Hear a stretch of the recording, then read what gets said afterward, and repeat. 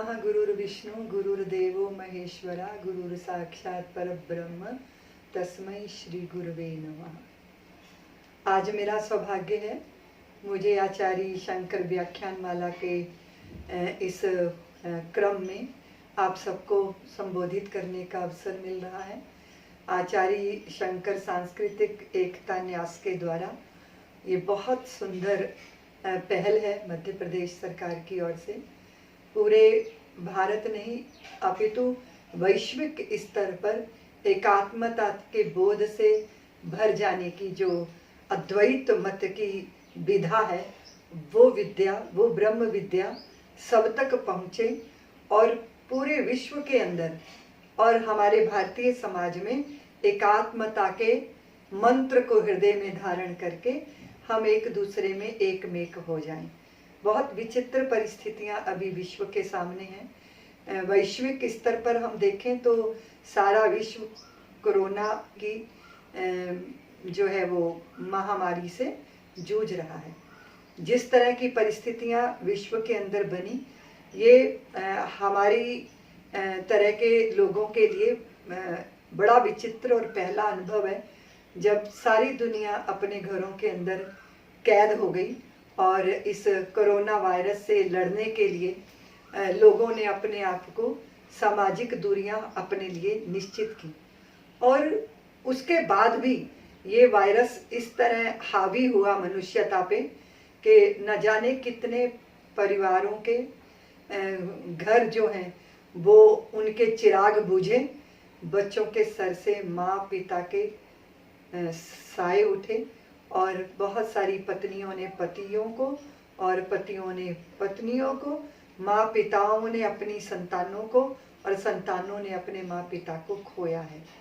हमने देखा है कि इस भयंकर बीमारी से सारा विश्व जूझ रहा है।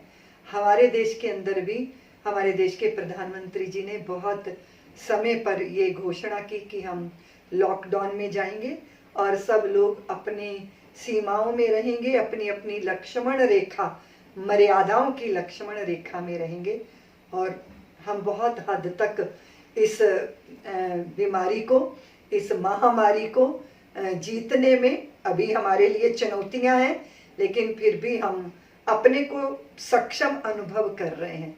ये अगर देखा जाए तो भारत की जो जीवन जीने की विधा है, इस बुरे अवसर पर, ये जो विपरीत अवसर है, ये जो विपत्ति का अवसर है, इस पर वो काम आई। निश्चित रूप से हमारी संस्कृति कहती है कि जब विपत्ति आती है तो कायर को ही दहलाती है, सूरमा नहीं विचलित होते, पल एक नहीं धीरज खोते, विघ्नों में राह बनाते हैं, कांटों को गले लगाते हैं, मुख से न कभी उफ कहते हैं, जो आ पड़ता सो सहते हैं, खम ठोंक ठेलता है जब नर, तो पर्वत के जाते पांव उखड़, मानव जब जोर लगाता है तो पत्थर पानी बन जाता है। ये वो साहस है कि अगर हमने किसी चीज को ठान लिया, संकल्पवान हो गए, तो निश्चित रूप से हम उस पर अंकुश कर सकते हैं। लेकिन अंकुश तो करना है अपने मन पर, और हमारा धर्म, हमारी संस्कृति वो यही विधा सिखाती है जीवन की कि आप जयी बने, अपने मन पर जय करें, अपनी इंद्रियों पर जय करें, संयम के मार्ग को अपनाएं और संचालित ना हो चपल मन से। संचालित होना है तो विवेकवती बुद्धि से आप संचालित हो। ये हमारे सनातन की, ये भारतीय धर्म की विधा रही, देशना रही, और बहुत बड़ा सूत्र हमें हमारे ऋषियों के प्रसाद के रूप में हमें प्राप्त होता है। इसीलिए भारतीयों के लिए संयम करना, उपवास करना, व्रत करना, अपने आप को सबसे अलग रखकर भी सब में अपने को और सबको अपने में अनुभव करना, ये हमारे जीवन का, हमारी आध्यात्मिक शक्ति का ये बहुत बड़ा प्रसाद है जो हमें सहज रूप से प्राप्त हुआ है। क्योंकि सबसे बड़ी चुनौती है संयम। अब आप देखिए कि जिस तरह का कोरोना वायरस जिसने पूरी दुनिया को ग्रसित किया, वो चाइना के द्वारा सारी दुनिया को मृत्यु परोसी गई। और चाइना के खान पान को अगर आप देखेंगे, उनके तौर तरीके जीने के आप देखेंगे, तो आपको बहुत बड़ा आश्चर्य होगा कि ऐसे भी मनुष्य हैं जो हर जीव जंतु को अपना भोज्य बना लेते हैं। कितना विचित्र है कि तड़फते हुए जीवों को जो है उन्हें मजा आता है कि जब वो फ्राई किए जाते हैं, वो तड़फते हुए जिंदा, वो देखकर ही विभत्स दृश्य सम्मुख आता है। हम भारतीय तो ऐसी कल्पना भी नहीं कर सकते। लेकिन निश्चित रूप से जब वैश्विक स्तर पर आप देखोगे तो पूरी दुनिया एक परिवार बन चुकी है, दुनिया तो एक गांव बन गई। जब दुनिया गांव बन गई है तो फिर इसका अर्थ क्या है कि पड़ोसी के सुख दुख आपको प्रभावित करेंगे, उसका आचरण या दुराचरण दोनों आपको प्रभावित करेंगे, उसका सदाचरण या दुराचरण दोनों आपको प्रभावित करेंगे, उसकी करुणा या उसका क्रोध ये दोनों आपको प्रभावित करेंगे, उसका सुख हो या दुख ये दोनों आपको प्रभावित करेंगे। और वैसे भी सुख दुख के ताने बाने में हम सब अंतर्गुम्फित ही होते हैं, क्योंकि इस फैले चेतन कानन में पादप कोई नहीं अकेला, सुख दुख के ताने बाने से सब सबसे अंतर्गुम्फित है। मुझ में ही सब होती हलचल, मुझ में ही सब लगता मेला, हर पनघट मेरा पनघट है, हर गागर मेरी गागर है, ले कोई भी स्वाद अमृत का समझो, मैं समयुक्त हो गया। हम प्रभावित होते हैं। 11 वर्ष के बाद सूर्य में जब विस्फोट होते हैं तो भारत नहीं अपितु विश्व की धरती पर युद्धों की कहानियों की लेखनियां प्रारंभ हो जाती हैं। चंद्रमा जब पूर्ण होता है तो हमारा मन चपल हो जाता है, और जब अमावस्या होती है तो मन की चपलता शांत हो जाती है। तो ग्रह नक्षत्र तारिकाओं और तमाम तरह की जो है वो चीजों के साथ अंतर गुम्फित है संपूर्ण विश्व, संपूर्ण चेतना। इसलिए हम भारतीयों ने जब आध्यात्मिक दृष्टि से संसार को देखा तो हमारे लिए कोई दूसरा है ही नहीं, द्वैत है ही नहीं। इसलिए अद्वैत भाव का स्थापन किया आचार्य शंकर ने। तो मैं निवेदन ये कर रही थी कि जब सारी दुनिया एक है नहीं, सारा ब्रह्मांड एक है, अस्तित्व ही एक है, हम उसमें अलग थलग है ही नहीं है, उस एकात्मता का बोध देने वाली आचार्य शंकराचार्य की वो वाणी हम सब के समस्याओं के समाधान के रूप में हमारे सम्मुख प्रस्तुत होती हुई दिखाई देती है। ये जो अभी की विषम परिस्थितियां हैं, इनसे निपटने का मार्ग हम भारतीयों को मालूम है, लेकिन इस बीच जो भी हुआ, जब हम भटकते हैं अपनी धुरी से, अपनी नाभि से हटते हैं, तो फिर व्याकुलता चित्त में पैदा होती है। जैसे अभी इस महामारी से सारी दुनिया जूझ रही है, उसके बाद भी लोगों के पास संयम नहीं दिखाई देता। जब लॉकडाउन को खोलने की बात आई तो लोगों ने कितनी बुरी तरह अपने आप को प्रस्तुत किया शराब के ठेकों के सामने, अपनी वस्तुओं के लिए, पदार्थों के लिए। ये सब देख के आश्चर्य होता है कि भारत जैसा देश, जहां पर आद्य गुरु शंकराचार्य जी महाराज की देशना है, ऋषियों का प्रसाद है, संयमित जीवन देने की और जीने की देशना है, वहां हम इतने व्याकुल चपल और किस तरह अपने ऊपर संयम ना रखने वाले। तो मैं सोचती हूँ कि ये जो विषम परिस्थिति आई, इसमें वो अध्यात्म जो हम कहते और सुनते हैं लेकिन प्रैक्टिस में नहीं लाते, औरों को समझाने में तो हम बड़े चतुर हैं, हमें गुरु बनने का अवसर मिले तो हम चूकना नहीं चाहेंगे, लेकिन अगर शिष्य बनने का अवसर मिले तो फिर शायद ही हम शिष्य हो पाते हैं। कोई भी चीज, कोई भी बात, वो चाहे कितनी भी श्रेष्ठ क्यों ना हो, अगर वो हमारी आचरण का हिस्सा नहीं बनती तो फिर वो हमारा भाग्य नहीं बदल सकती। इसलिए भाग्य को बदलने का एक ही तरीका है कि सद्विचारों को अपने आचरण और व्यवहार में लाया जाए।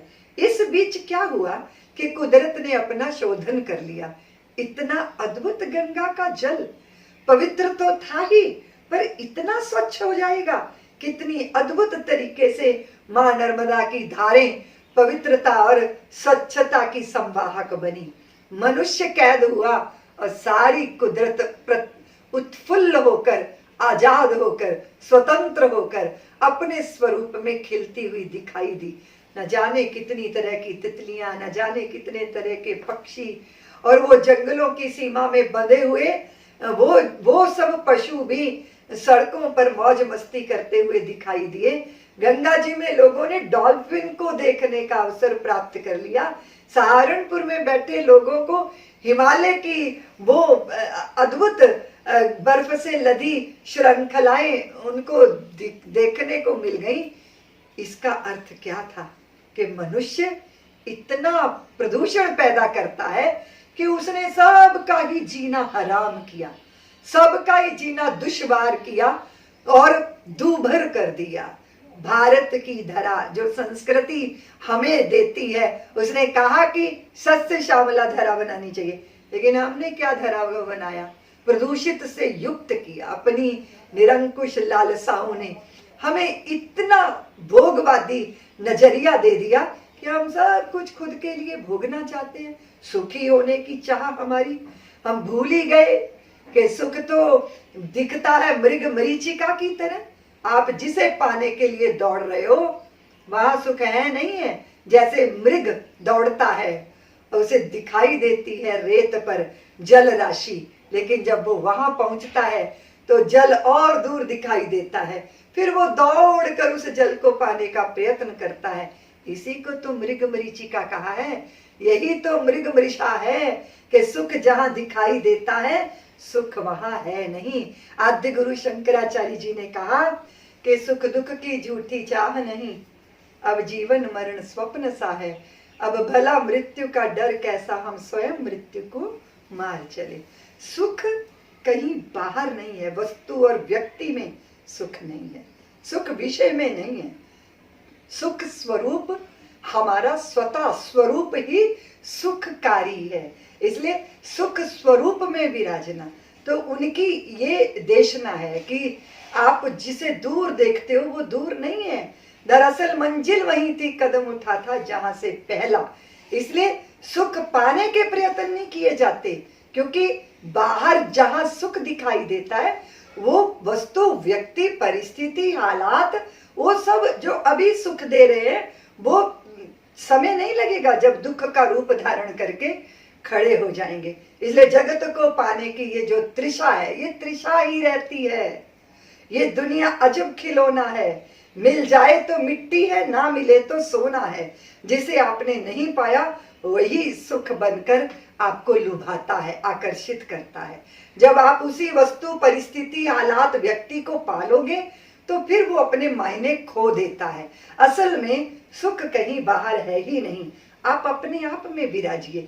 इसलिए जब आप स्वरूप में स्थित होते हैं, अपने चतुष्टय अंतःकरण के परे अपनी चेतन सत्ता के बोध से भरते हैं, तो आपकी ये व्याकुलता, ये चपलता, ये पाने और खोने के द्वंद्वों से आपका चित्त मुक्त हो जाता है। इसलिए आद्य गुरु शंकराचार्य जी ने बहुत बड़ा प्रसाद दिया मनुष्यता को। दरअसल मंजिल वही थी, कदम उठा था जहां से पहला। सतगुरु की जिन पर कृपा हुई उनको तो सीधी राह मिली। पग पग पर मंजिल प्यार करे, अनचली गली का राही हूँ, हम सफर मिले तो कहाँ मिले। मन की चालाकी जान गए, हम अपने को पहचान गए। अब फानी को तो फना किया, लाफानी से जा गले मिले। अनचली गली का राही हूँ, हम सफर मिले तो कहाँ मिले। कितना सुंदर, कितनी खूबसूरत विधा है ये। सारे संसार के अंदर बात समरसता की चलती है, समानता की चलती है, लेकिन हमारे आद्य गुरु शंकराचार्य जी ने कहा कि एकात्मता के सूत्र में जब स्वयं में ही अपना ही दर्शन सामने वाले के साथ करोगे तो आप में वैसे ही सद्व्यवहार आ जाएगा, आपके व्यवहार में सदास्यता आ जाएगी, क्योंकि आपके अतिरिक्त और कोई कुछ कहीं है ही नहीं। ऐसी दृष्टि देने वाले आचार्य शंकर, उनके इस अद्वैत बोध से भरी हुई वृत्तियां जिस जिसने धारण की उसके जीवन में सहज रूप से विनम्रता आई, सहजता आई। और हमारे जीवन का असली सुख और आनंद है सहज हो जाना। तो स्वरूप सहज है, अपने स्वरूप में विराजना। इसके लिए सारी साधनाएं उनका सार ये है कि आप सहज हो जाएं, अपने स्व में विराजमान हो जाएं। असल में स्वास्थ्य का अर्थ ही यही है, जो स्वयं में स्थित हो गया वो स्वस्थ हो गया। असल में स्वच्छंद शब्द इतना बुरा नहीं है जितना बदनाम हो गया है। जिसको भीतर का छंद जागृत हो गया वही स्वच्छंद। और ये स्वच्छंद तब हम होते हैं जब मन की बकवास और मन के रोला, जिसको बोलते हैं ना मन का शोर शराबा, मन के द्वंद, मन की ऊहापोह, मन के तूफान, वो उससे परे जब हम अपनी आत्मिक सत्ता से परिचित हो जाते हैं, तब ये सागर की उठती हुई लहरों के परे एक गहरा समुद्र हूं मैं, ये बोध होते ही सारी जो है वो भागदौड़ समाप्त हो जाती है। मैं विचार कर रही थी कि इस कोरोना काल में जब इतने दिनों तक लोग घरों में रहे, कईयों के लिए वो कैद थी, लेकिन कईयों के लिए वो जीवन की साधना बन गई, स्वयं को आकलन करने का अवसर बन गया। और लोगों ने इतनी सुंदर तरीके से जीवन को जिया कि वो स्वयं अनुष्ठान बन गए। एक होता है अनुष्ठान करना और एक होता है जीवन का ही अनुष्ठान बन जाना। सबसे पहली बात है, इस एकात्म बोध को प्राप्त करने के लिए आत्म साक्षात्कार की जरूरत होती है। और आत्म साक्षात्कार के लिए शारीरिक शुद्धियां और शून्यता के बीथियों में से गुजरना होता है। शारीरिक शुद्धि खान पान से निश्चित होती है, जैसा होगा अन्न वैसा बनेगा मन। हम लोग प्रारंभ से ही अपने पुरखों से ये बात सुनते चले आए, भोजन सात्विक होना चाहिए, सात्विक वृत्ति से किया जाना चाहिए। और हमारी संस्कृति तो इतनी खूबसूरत है, उसने कहा कि भोजन तो ईश्वर को समर्पित होकर किया जाना चाहिए। फिर वो भोजन नहीं होता, फिर वो प्रसाद होता है। और प्रसाद बुद्धि से जब भोजन पाया जाता है तो वो हमें ऊर्जा ही नहीं देता, वो हमें दिव्यता देता है, वो हमें जो है आंतरिक सात्विकता से भर देता है। इसलिए अगर आप हम भारतीयों के हमारे ऋषियों के प्रसाद का आकलन करोगे तो वहां यही दिखाई देगा कि चलना परिक्रमा है, भोजन करना भजन है, और चलना परिक्रमा है, खाऊं पीऊं सो पूजा है, सोए जाऊं सो समाधि है, क्योंकि भाव कोई दूजा रह ही नहीं गया। तो इस तरह की भावना के साथ जब जीवन जिया जाता है तो वो व्यक्ति सहज रूप से विनम्र होगा, सहज होगा, आनंदमय होगा, अपने में पूर्णता का बोध लिए होगा। फिर उसका पुरुषार्थ और प्रयत्न, देखिए पुरुषार्थ और प्रयत्न ज्ञानियों के रुकते नहीं है। मेरे पूज्य गुरुदेव युग पुरुष श्री स्वामी परमानंद जी महाराज, वे आज के युग के ऐसे अद्भुत संत हैं जिन्होंने आचार्य शंकर के उस अद्वैत मत को एक बुद्धि गम्य नहीं बनाया, अपितु उनका जीवन अद्वैत सिद्धि बन गया। ऐसे अद्भुत महापुरुष, लेकिन कैसा उनका पुरुषार्थ, कैसा उनका प्रयत्न की लगातार अनवरत वो प्रवाहित होते हैं। उनका बहना बिल्कुल नदी की तरह लगातार लगातार बहती हुई नदी, किंतु भीतर उनका कहीं स्थिर। तमाम आंतरिक क्लेश और समस्याओं का समाधान, अगर आप मेरे गुरुदेव को श्रवण करेंगे, आप सबको बड़ा सौभाग्य मिला है गुरुदेव को भी श्रवण करने का, बार बार श्रवण करने का। और आचार्य शंकर एकात्म एकता मंच न्यास के द्वारा ये जो प्रयत्न हुए, मेरे गुरुदेव का बहुत आदरणीय श्री शिवराज सिंह जी को आशीर्वाद मिला। बार बार गुरुदेव का उन्हें दर्शन हुआ, बार बार गुरुदेव के साथ उन्होंने बैठकर बातचीत की। अद्वैत बोध के द्वारा, अद्वैत मत के द्वारा, अद्वैत भाव से ही हम भारतीयों की जात पात की दीवारें टूटेंगी, हम सब एकात्मता के सूत्र में बंधेंगे। हमारी समस्याओं का समाधान इसी से निकलने वाला है, क्योंकि व्यक्ति अगर पदार्थों का पुजारी बनेगा तो बात बनने वाली नहीं है। पदार्थ सुविधा तो दे सकते हैं पर सुखी नहीं बना सकते। इसलिए असली सुख तो आत्मबोध में है, अपने आप में विराजने में है, इस पूर्णता के साथ। और मेरे गुरुदेव जब रशिया गए तो उन्होंने वहां लोगों से कहा कि लेनिन ने बाहरी संसार को सुखी बनाने का प्रयत्न किया, रोजी रोटी और मकान, ये ठीक है, जरूरी है, लेकिन ये पूर्णता की तरफ हमें नहीं ले जाता। ये शरीर की जरूरत है, लेकिन हम खाली शरीर ही नहीं है, हम जीवन हैं, और जीवन की जरूरत है ज्ञान, अनंत ज्ञान हमारी जरूरत है। शरीर की आवश्यकता सीमित होती है, लेकिन हमारे जीवन की आवश्यकता असीम है, और ज्ञान भी अनंत है और असीम है। ऐसा बोध उन्होंने रशिया जाके जब दिया तो सारा समाज उनके पीछे, उनका अनुकरण, उनका अनुगामी बनकर धन्य हो गया, कृतार्थ हो गया। तो मैं आपसे निवेदन कर रही थी कि ये जो समस्या हमारे सामने है, या सारी मनुष्यता की जो समस्या है, वो यही समस्या है कि व्यक्ति अपने सुख के केंद्र बिंदु से च्युत हुआ, प्रकृति के द्वारा संचालित परिधि में घूमता हुआ, 84 लाख योनियों के भटकाव में भटकता हुआ। और आदि गुरु शंकराचार्य जी ने कहा, रुको, ठहरो, अपने में स्थित हो जाओ। और ऐसा पूर्णता को प्राप्त किया व्यक्ति, उसके प्रयत्न और पुरुषार्थ स्वयं के अधूरेपन को दूर करने के लिए नहीं होते, अपितु सृष्टि को धन्य करने के लिए होते हैं।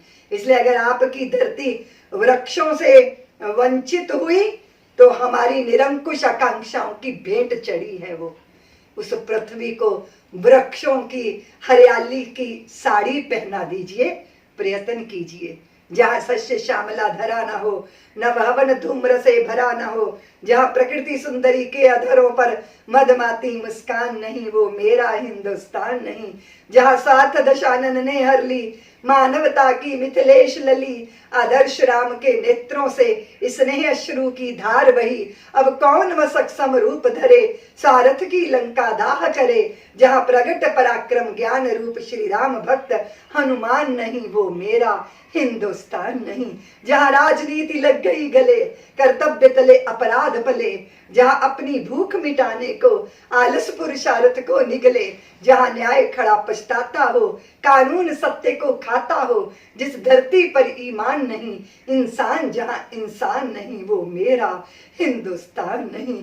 जहाँ वासनाओं का नर्तन हो, नित नया भेष परिवर्तन हो, जहाँ सुमुची सभ्यता के तन पर मर्यादा का परिधान नहीं, वो मेरा हिंदुस्तान नहीं। सस्य श्यामला धरा, नव हवन धूम्र से भरा, हरितिमा से ओतप्रोत, और नदियों के प्रचुर जल राशि से भरी हुई नदियों के प्रवाह। भारत, ऐसा भारत, उस भारत का निर्माण करने के लिए सक्रिय रहो, पुरुषार्थी रहो, परिश्रमी रहो, मेहनत का पसीना बहाओ। लेकिन अपने अधूरेपन को दूर करना है तो बाहर सारा संसार भी पालोगे तो भी उस सिकंदर की हालत के जैसी ही हालत होने वाली है कि अंतिम समय तक भी सारे संसार को जीतने का दम्भ भरने वाला व्यक्ति देखता है कि मैं भीतर से कितना खोखला, कितना खाली, कितना रिक्त, कितना अधूरा, कितना व्यर्थता से भरा हुआ और कितना बेचैनी से वो तत्परोत हूँ। ऐसा जीवन नहीं जीना। इसीलिए मेरे गुरुदेव कहते हैं कि पूरे संसार के सारे पुरुषार्थों को जियो, जी भर के प्रयत्न कीजिए, लेकिन अपनी पूर्णता के लिए आपको प्रयत्न नहीं करने, अपितु बोधपूर्ण दैविक बुद्धि का स्वामी बनना है। मैं सोच रही थी कि कोरोना की चुनौती आई सामने, बहुत सारे प्रदर्शनों से मुक्ति मिल गई। इतने सारे प्रदर्शन किसके लिए कर रहे हैं हम? दुनिया को रिझाने के लिए। हमने सामान क्यों इकट्ठा किया? दुनिया से सम्मान पाने के लिए। हम शादी विवाह में व्यर्थ खर्चे क्यों करते हैं? दुनिया की नजरों में आने के लिए। ये किसके लिए हो रहा है? क्योंकि भीतर से कुछ अधूरा है जिसे हम बाहर की प्रतिष्ठा से भरना चाहते हैं। समझ रखिएगा, सतह पर नजर रहेगी तो गड़बड़ हो जाएगा। आप मुझे अपना शिष्य बना लीजिए। गुरुदेव ने कहा, तुम्हें कैसे शिष्य बना लूं? मेरी शर्तें हैं, मेरी कुछ शर्तें हैं। उसने कहा कि क्या शर्तें हैं आपकी? तो उसने कहा कि जब तक मैं बाल्टी में जल न भर लूं, तुम बीच में रोकना मत, बोलना मत। उसने सोचा कि अरे ये तो बहुत बड़ी बात नहीं है, मैं क्यों बोलूंगा, आप बाल्टी में जल भरिए। उस महात्मा ने क्या किया, उसके पास 2 बाल्टियां थी।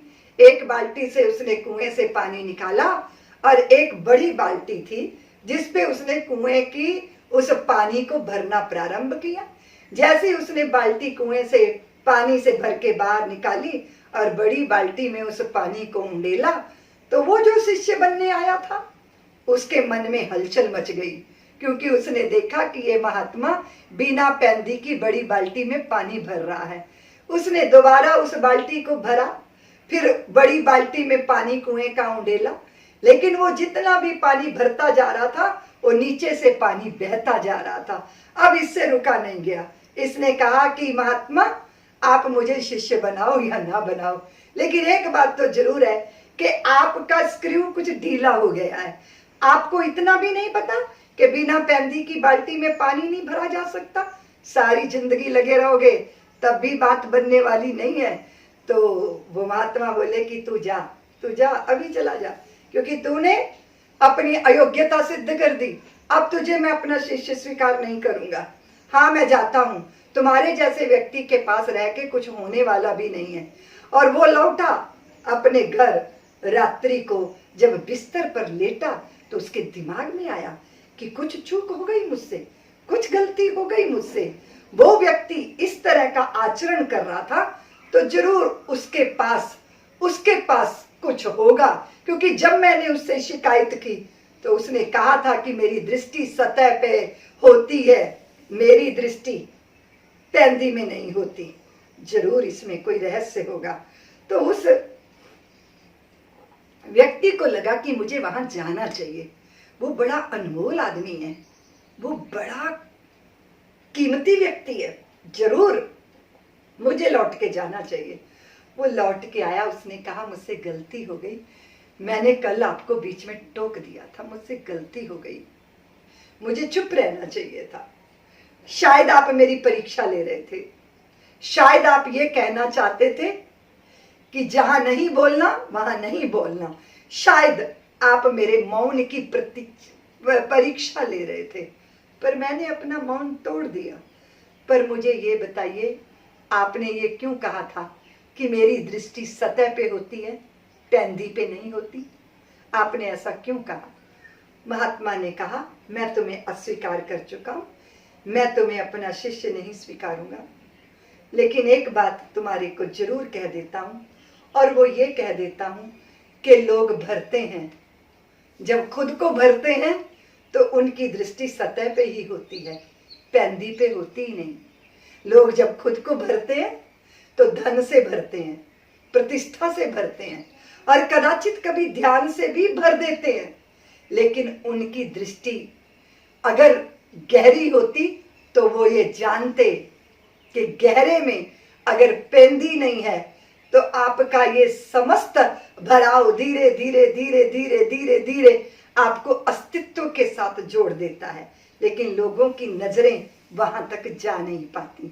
एक टूटा हुआ पत्ता अपने को कहता है मैं पत्ता हूं, लेकिन देखा जाए तो जब पत्ता अपने भीतर यात्रा करेगा तो वो शाख है, और शाख से भी वो गहरे यात्रा करेगा तो वो देखेगा कि मैं ये वृक्ष हूं, और वृक्ष से भी वो और गहरे अंदर की यात्रा करेगा तो वो देखेगा कि मैं इस वृक्ष की जड़ हूं जो अंदर है, दिखाई नहीं देती।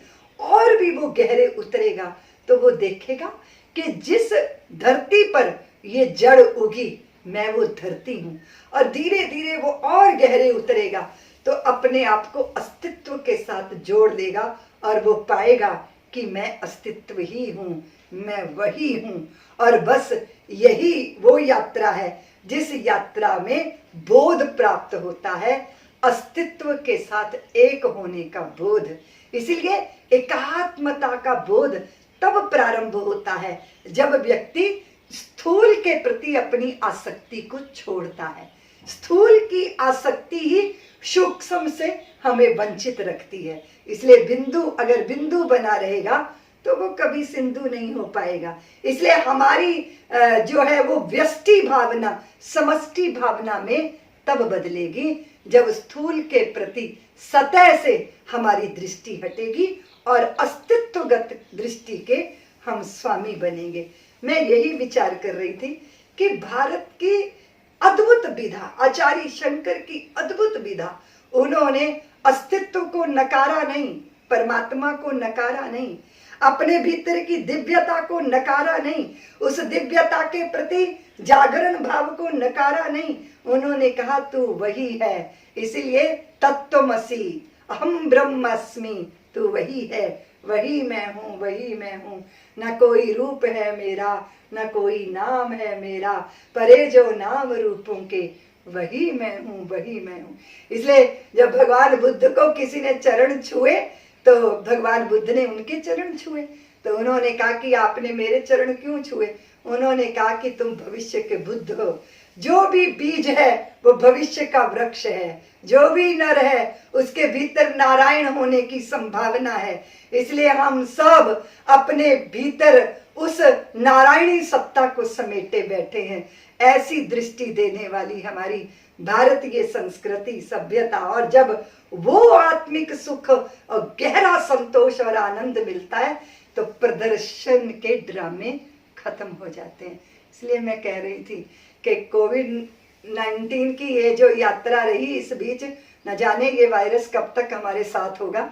जब तक वैक्सीन नहीं आ जाती तब तक सजग रहो, सचेत रहो, सोशल डिस्टेंसिंग रखो, दिल जोड़े रहो, पर शरीरों से दूरियां रखो, मर्यादित रहो, बार बार हाथ धो, अपने को बचा के रखो। शरीर अनमोल है, शरीर की रक्षा करना हमारी जिम्मेदारी है, और शरीर ही वो एयरपोर्ट है जिसके माध्यम से हम परमात्मा के जगत में उड़ान भरेंगे। ये सारी विधा, ये सारी शिक्षाएं, इसको हमें जीवन में धारण करना जरूरी होगा, और वो तभी आएगा जब जीवन हमारा आध्यात्मिक बनेगा। इसीलिए ये अवसर है हमारे पास अपनी आंतरिक अवस्था को जानने का, अपनी क्षुद्रताओं को, दुर्बलताओं को, पर अपनी विशेषताओं को भी, अपनी बहुत सारी श्रेष्ठताओं को भी आकलन करने का अवसर है हमारे पास। मैं सोचती हूँ कि जब भी चुनौती आती है और जब भी विपत्ति आती है, जब भी हालात विपरीत होते हैं, तब हमें एक नया इतिहास रचने का अवसर मिलता है। हमें भी ये नया इतिहास रचना है। जिस तरह का कोरोना वायरस देश के अंदर फैला हुआ है, और अभी जैसे जैसे लोग आएंगे व्यवहार में और ये चीजें होंगी हमारे साथ, लोग कहते हैं इसके साथ हमें जीना सीखना होगा। इस सारे मामले में एक अजीब बात सामने आई। वो बात सामने आई कि अब व्यवहार के तौर तरीके बदल जाएंगे। देश के अंदर आर्थिक संकट भी आया, लेकिन स्वदेशी की भावना, स्वदेशी का मूल मंत्र, जिस तरह चीन के साथ हमारे संबंधों में खटास पैदा हुई है, मैं सोचती हूँ कि जब भी कोई भी विपत्ति आती है वो हमें नया इतिहास रचने का अवसर देती है। तो इतिहास रचिए, इस आत्मबोध को चित्त में धारण कीजिए। धार्मिक जगत में भी बहुत धार्मिक बन के दिखाकर दूसरों को धर्मात्मा बनकर दिखाना, इसकी कोई जरूरत नहीं होती है।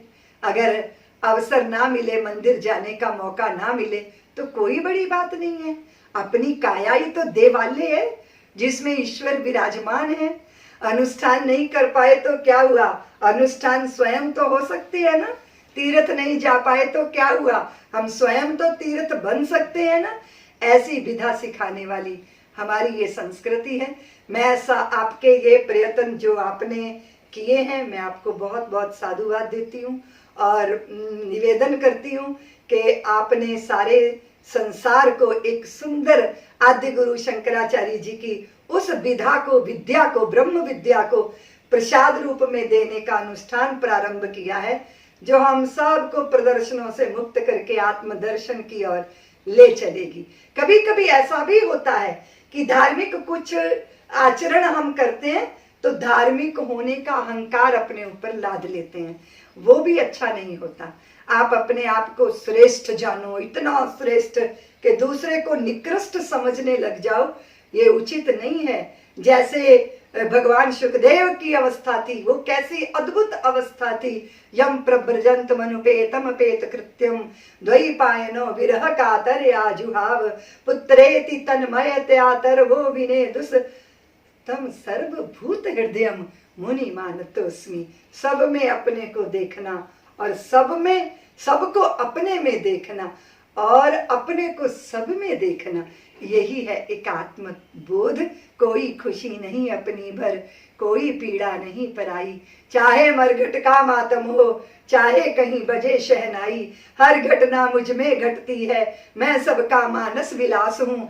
सात स्वरों की बांसुरिया में कहीं हंसी है कहीं रुलाई, जग मुझ में हंसता गाता है, मैं सबका मानस मंथन हूँ। चाहे कोई जगे योग से समझो मैं संयुक्त हो गया, कोई बुद्ध हुआ क्या जैसे मुझ में ही कुछ बुद्ध हो गया, कोई मुक्त हुआ क्या जैसे मुझ में ही कुछ मुक्त हो गया।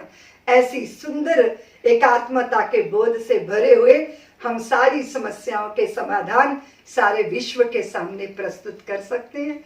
इसलिए समाधान एक ही है, सब में अपने को देखो, अपने को सब में देखो। कोई पराया नहीं है और कोई अपना भी नहीं है, इसलिए सबसे कर लो प्रीत जगत में। देखो ये सोनी सोनी सूरतों वाले मेरी माला के मन के हैं, देखता जाता हूँ इबादत होती जाती है। इस विधा के साथ सारी समस्याओं के समाधान है। मैं सोचती हूँ कि एक तृप्त और संतुष्ट व्यक्ति जब पुरुषार्थों के कीर्तिमान स्थापित करता है तो वो समाज को धन्य कर देता है, उस समाज को धन्य करता है। वो स्वयं धन्य होने की साधना में नहीं लगा है, स्वयं तो वो धन्य है ही। मैं हमारे आदरणीय श्री शिवराज सिंह जी को बहुत बहुत साधुवाद देती हूँ, जिन्होंने इस सुंदर विधा को, सुंदर अनुष्ठान को प्रारंभ किया। जब ओंकारेश्वर के सुंदर तीर्थ में मुझे अवसर मिला था उस मंच पे जाने का, जब हमारे उस समय आदरणीय शिवराज सिंह जी ने इसका प्रारंभ किया था, यात्रा करते करते वहाँ आए थे आप। मैं भी नीमच की कथा के पहले वहाँ गई थी और देखकर चित्त को इतना समाधान मिला और लगा कि शायद बहुत सारे संप्रदाय, बहुत सारी अपनी अपनी पूजा पद्धतियाँ, यद्यपि वो बहुत सारी अनेकताएं रखती हैं, लेकिन उनके भीतर एकात्मता का भाव रहता है। लेकिन अद्वैत भाव ही हम सारी समाज और संसार की समस्याओं के समाधान के रूप में, आपने जो इस मार्ग को पकड़ा है, आप निश्चित रूप से साधुवाद के पात्र हैं। मैं आपको कोटिशाह धन्यवाद देती हूँ, साधुवाद देती हूँ। और मैं विचार करती हूँ कि गहरे में कहीं ईश्वर ही आपसे ये सब करवा रहा है। कर्ता केवल परमेश्वर है, ना मैं कुछ हूँ ना तुम कुछ हो। उसने जिससे जो चाहा है उससे वैसा काम लिया है। तो अस्तित्व आपका उपयोग कर रहा है, अस्तित्व एक होना चाहता है, अस्तित्व एक है ही, लेकिन मनुष्य के दंभ और अहंकार ने दीवारें खड़ी की हैं। तो इन दीवारों में आप द्वार बना रहे हो, इससे बढ़कर और कोई शुभता नहीं हो सकती। मैं इस शुभता को वंदन करती हूँ। और ये वैश्विक महामारी में जो सारा विश्व अपने जूझ रहा है, भारत सबका मार्ग प्रदर्शन करेगा, भारत सबका मार्ग प्रशस्त करेगा। आद्य गुरु शंकराचार्य जी, आचार्य शंकर का सिद्धांत, अद्वैत सिद्धांत सारी दीवारों को तोड़ेगा। हम सब एक होंगे, एकात्मता के सूत्र में बंधेंगे। अनेकता में एकता, सब एक समान दिख नहीं सकते, शरीरों से तो सबके रंग रूप अलग हैं, लेकिन अंतर चेतना एक ही प्रवाहित हो रही है। कोई सुमिरे या विसरा दे, कोई हो जाए सन्यासी या कोई संसार बसा ले, मुझसे दूर कहाँ भागेगा, चाहे सुप्त रहे या जागे। देखो वो संगीत उठा तो मेरे लिए निरुक्त हो गया, कोई बुद्ध हुआ क्या जैसे मुझ में ही कुछ बुद्ध हो गया, कोई मुक्त हुआ क्या जैसे मुझ में ही कुछ मुक्त हो गया। आत्यंतिक मुक्ति के इस प्रसाद के साथ जब हम मन से, शरीर से और चतुष्टय अंतःकरण से परे अपनी मुक्त चेतना में विराजमान होते हैं तो धन्यता और आनंद के शिखर पर विराजमान होते हैं। तो ऐसा व्यक्ति जब चलता है तो बांटने के लिए चलता है, बटोरने के लिए नहीं चलता। इसलिए मैं अक्सर कहा करती हूँ, जो बांटा जाता है वो प्रसाद होता है, और जो बटोरा जाता है वो विषाद होता है। इसलिए बांटने की इस विधा में आप लगे हैं। मैं आपको बहुत बहुत साधुवाद देती हूँ। सबने मुझे धैर्य से सुना, उसके लिए कोटिशाह धन्यवाद। किंचित मात्र गुरुदेव का प्रसाद मैंने आपको देने का प्रयत्न किया है। मेरी वाणी के अवरोध या कदाचित कुछ अनुचित वाक्य निकल गया हो तो आप सुहृदय हैं, आप सज्जन हैं, निश्चित रूप से मुझ अल्पज्ञ को क्षमा करेंगे। बहुत सारी चोटें, बहुत सारी विपरीतताओं के बाद भी टूटना नहीं है, क्योंकि पत्थर जो चोट खा के टूट गया कंकर बन गया, और पत्थर जो चोट को सह गया शंकर बन गया। और ये जो महामारी जिससे हम जूझ रहे हैं, इससे डरना नहीं है। कदाचित अगर ये वायरस शरीर को लग भी जाए तो भी आप इससे बाहर आ सकते हो औषधियों के बल पर, लेकिन सबसे बड़ा है आत्मबल, सबसे बड़ा है संकल्प का बल। सबसे बड़ी बात है कि बीमारी को हावी मत होने दीजिए। मुश्किलें बहुत बड़ी नहीं है, संकल्प बहुत बड़े हैं। इसलिए बड़े संकल्प के साथ इस आदि व्याधि पे विजय पाई जा सकती है। मैं सबकी शुभकामनाएं, सबकी मंगल कामनाओं की भावना से भरी हुई वाणी को विराम देती हूँ। जय भारत, जय आद्य शंकराचार्य जी महाराज।